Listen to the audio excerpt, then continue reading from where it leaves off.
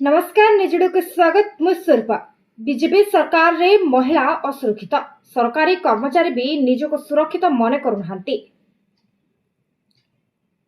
दरदाम वृद्धि आरंभ कर नारी सुरक्षा पुंजी विनियोग आदि विभिन्न क्षेत्र में ओडिशा रे बीजेपी सरकार विफल होइछि। एही सरकार 100 दिन पूर्ण कर सारिले किंतु सरकार रा विफलता आज सबुआडे निराशा सृष्टि करिछि। नित्य व्यवहार्य पदार्थर अहेतुक दर वृद्धि साधारण लोकों को घर चलाइबा कष्ट कर देलानी। महिला माने निजको सुरक्षित मन करूना। नारी निर्यातना बढ़ी चलुछि। एपरिक सरकारी कर्मचारी माने मध्य निजको सुरक्षित मन करूना। पुरी राजभवन आरंभ करी भरतपुर थाना पर्यंत ए सबु घटना सरकार विफलता को अंगुली निर्देश करुछि। ओडिशार पुंजी फेरी जाउछि। शिल्पपति मानकर ओडिशा सरकार भरोसा नहीं। एपरी अनेक विफलता 100 दिन सरकार कार्य दक्षता को नहीं प्रश्नवाची सृष्टि करछि बोली बिजु जनता दल सभापति नवीन पट्टनायक कहछन्ते। आज शंख भवन में जनसंपर्क पदयात्रा और सभ्य संग्रह संक्रांतीय प्रस्तुति बैठक में उद्बोधन दे श्री पट्टनायक कहिथिले मिछ कहानी कही बीजेपी निर्वाचन रे जीतिछे। मिछ कही निर्वाचन जीता जाय पारे किंतु लोकंकर हृदय नुहे।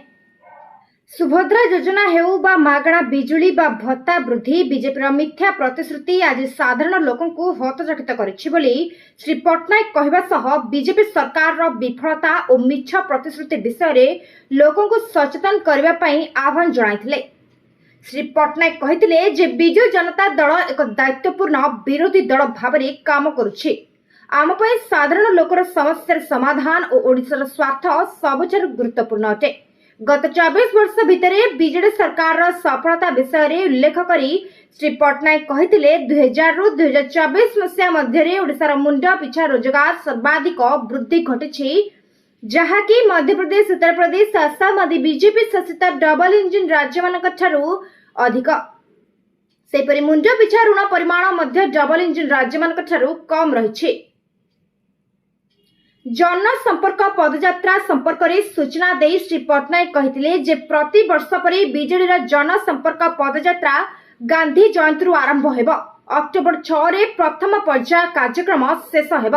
पूजा परे अक्टोबर 21 रु अक्टोबर 30 पर्यंत द्वितीय पर्याय पदयात्रा जारी रहिब।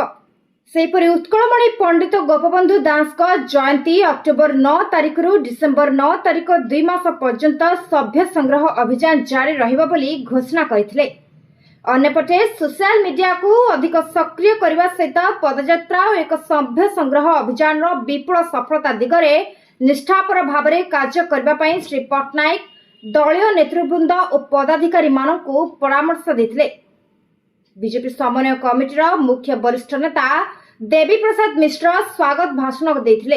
अन्य मानक मध्य प्रसन्न आचार्य, संजय दास वर्मा, अतनु सब्यसाची नायक, करुणा साहू, गणेश्वर बेहेरा, चंद्रशेखर साहू, सुदाम मांडी, विक्रम आरुख, अशोक पंडा, बद्री पात्र, देवरंजन मिश्र, दीपाली दास और दिव्य शंकर मिश्र प्रमुख आगामी दिन में संगठन को आहुरी मजबूत करने सुचिंतित परामर्श देथिले। न्यूज ओडिया को एठी रखुछु। नमस्कार।